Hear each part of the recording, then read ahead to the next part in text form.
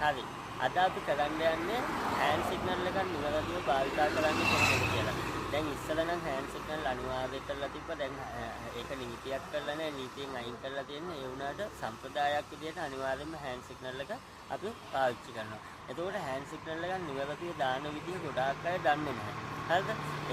මට රික්වෙස්ට් අපේ නිවැරදිව දාන්නේ කොහොමද කියලා මම උන්ට කලිනුත් මේ මයි වීඩියෝස් වල ගොඩාක් ඒ වගේ හෑන්ඩ් සිග්නල් දාලා තියෙනවා. පෙන්නනවා. ඒ වුණාට මේ වීඩියෝ එකක් විදිහට කරලා නැහැ. අද මම ඒක නිසා හෑන්ඩ් සිග්නල් එක නිවැරදිව දාන්නේ කොහොමද කියන එක මම කියලා දෙනවා. ඔන්න බලාගන්න ඉස්සරෝම අපි ඇඟිලි ටික මෙහෙම විහිදවන්නේ. ඇඟිලි ටික ලං කරනවා. අපි පිටත් වීමේ හස්ත සංඥාව දාන්නේ ඇඟිලි ටික ලං කරලා අල්ල ඉස්සරහට. එහෙම අල්ල ඉස්සරහට.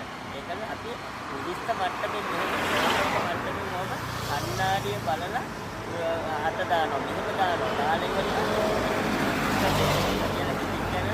ආපහු අත ගන්නවා. ඔන්න ඕක තමයි අපි පිටත් වීමේ හස්ත සංඥාව.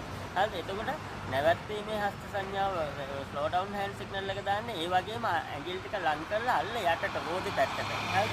එතකොට අප් ඇන්ඩ් ඩවුන් තුනක් මෙහෙම 1 2 3 කියලා කරන්නේ.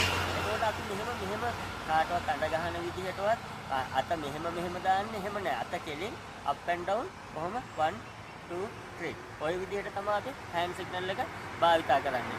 ඒක නිසා ඒක හරියට දැනගන්න බලා ගන්න ඒක කරන විදිය හරියට කරන්න.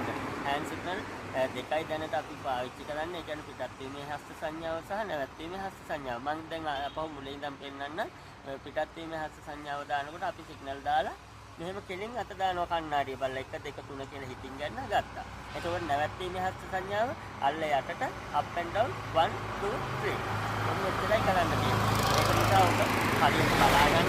ඔක හරියට කරන්න මේ අපි වාහනේ පිටත් වෙනකොට හෑන්ඩ් සිග්නල් එක දාන්න ඕනේ. තවත් අද්දිත් දාන්න ඕනේ. ඒක සම්ප්‍රදායක්. නැවතත් කියන්නේ. හරි ඒක නිසා ඔය ටික බලන්න. ඊට අමතරව මට ඕනතරම් පුහුණු වෙන දේවල්ට සහ දේතුලන්ට ගන්න ඕන තරම් ටික්ස් සහ ටෙක්නික්ස් තියෙනවා. ඒක නිසා ඒවා බලන්න